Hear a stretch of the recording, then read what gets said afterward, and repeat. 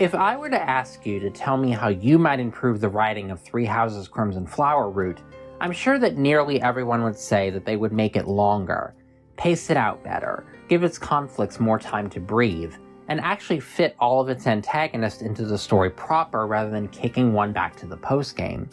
If you, like me, are not enamored of self-inserts as a concept, you might also suggest reframing the story so that it doesn't revolve around Edelgard's relationship to Byleth. Now, independent of everything else I'm about to say regarding Scarlet Blaze, I will say that it is an improvement over Crimson Flower in both of those areas.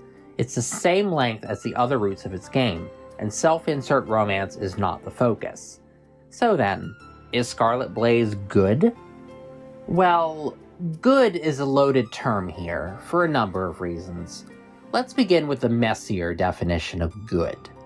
I had a lot of praise for the demo portion of this route, because in turning on her Agarthan allies right away, Edelgard shows more agency and takes fuller responsibility for her actions than she does in Three Houses.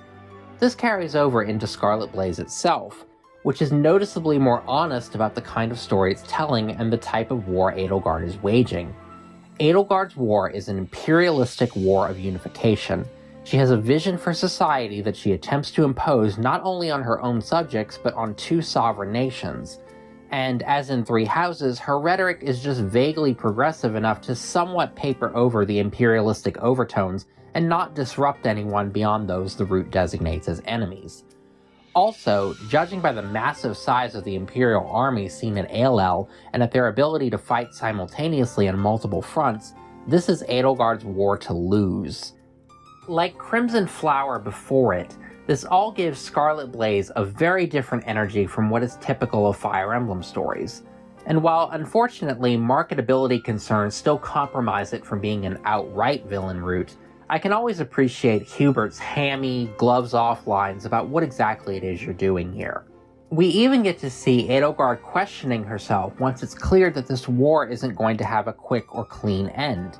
And while I'm kind of wondering how she didn't see that before, considering she tells Count Burgles in the prologue to prepare for a 5-year war, this is genuine character growth not connected to a self-insert, so I'll take it regardless.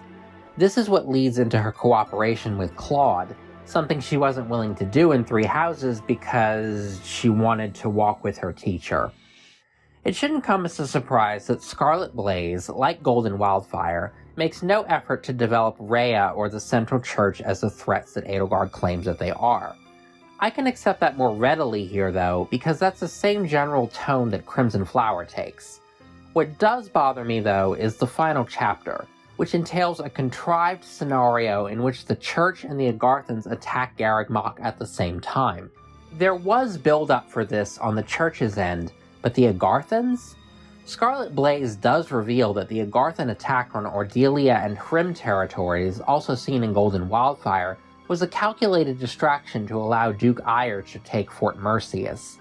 That answers one question I had for my last video, but only raises another one that Scarlet Blaze itself questions because the game remembers that, as flat as they are, the Agarthans do have a concrete goal in that they seek to kill the remaining Nabateans. The further problem is that, unless this answer is hiding in Azure Gleam, there's no connection between the incident at Fort Merceus and the Agarthans' assault on Garreg Mach 2 chapters later. It's just wacky coincidence that Edelgard's two biggest enemies happen to be fighting each other at the monastery. While you do end up fighting both Talez and Rhea here, the route ends with the two of them seemingly killing each other, and that's where Scarlet Blaze loses me. The implication here, intentional or not, is that the Agarthans and the Church are equivalent, an implication that doesn't even hold up within Scarlet Blaze itself, much less anywhere else.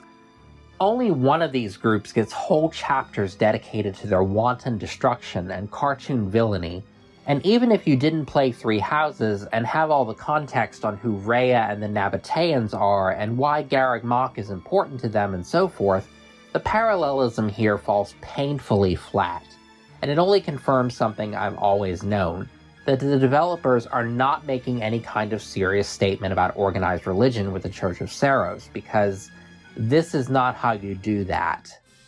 It sucks for Edelgard too, because in the final moments, Scarlet Blaze steals her hard-won agency away from her again by having her enemies destroy each other. She doesn't get the big killing blow like in Crimson Flower, or like what Claude gets in Golden Wildfire, but instead gets a high five. Gotta love that Avatar-centered mood whiplash. Further, while I won't be able to confirm this part myself until I do a second run of this route, I've read that the ending scroll to Scarlet Blaze changes based on whether or not you recruited Byleth of all things. If you did, you get this version where the Empire and Alliance crush the kingdom together and fulfill Edelgard's dream of continental conquest, whereas if you didn't, Claude betrays the Empire at some point during the late game, and this leads to continued three-way war. Do tell me in the comments how that version of the ending plays out if you got it. These writers just can't stop screwing over Edelgard and her own roots by making everything about the self-inserts, can they? Now, the ending may not be so hot, but leaving that aside, let's circle back around to the question of whether Scarlet Blaze is good in terms of story quality. When I first sat down to collect my thoughts on the route, I kept coming back to Ferdinand, and I believe there's a good reason for that, because Ferdinand has a subplot essentially all his own here.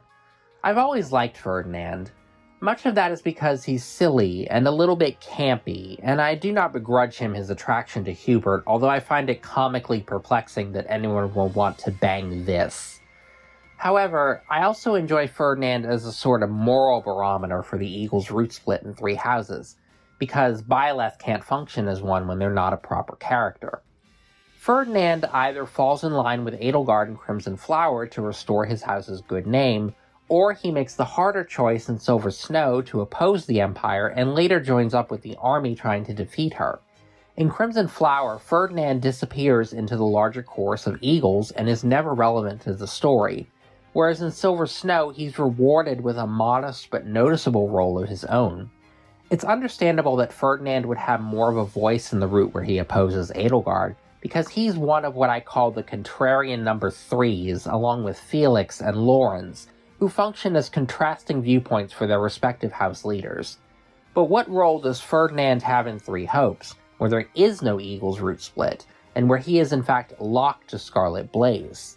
A little shockingly, it's pretty much what you get if you took Crimson Flower Ferdinand and gave him something to do beyond turning him into a Regency heroine around Hubert.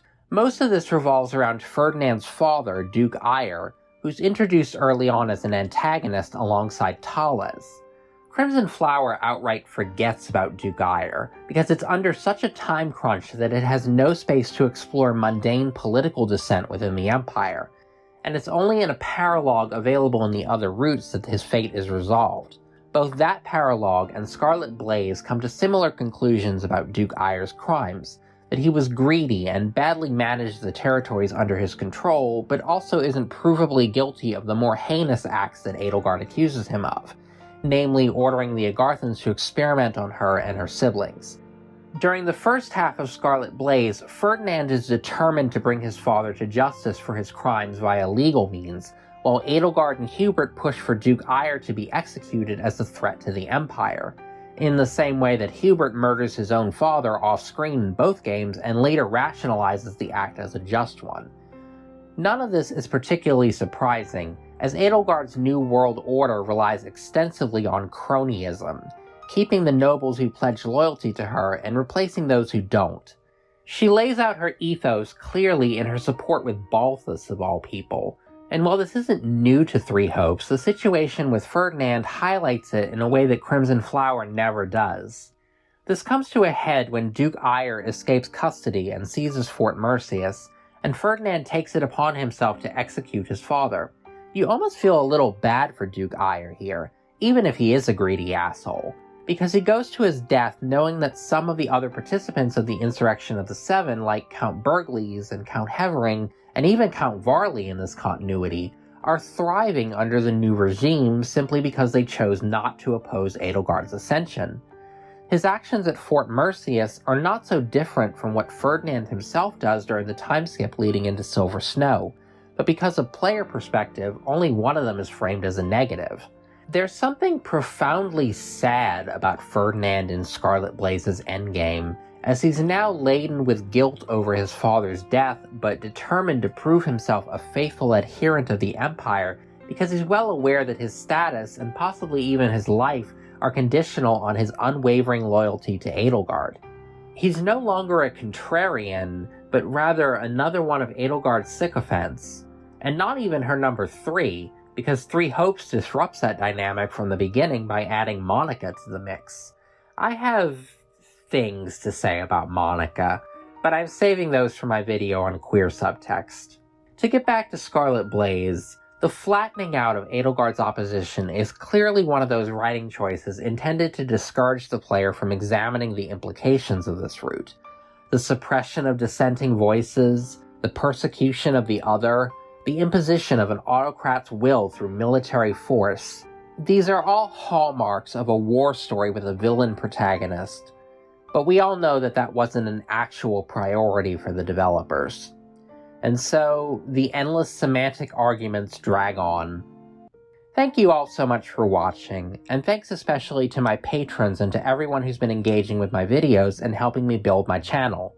Like this video and subscribe if you haven't already, and comment below with your thoughts on Scarlet Blaze if you played through the route. Next time, I'll be tackling Azure Gleam, which I am very much looking forward to, and not just because of all those gay Lions boys. Au revoir.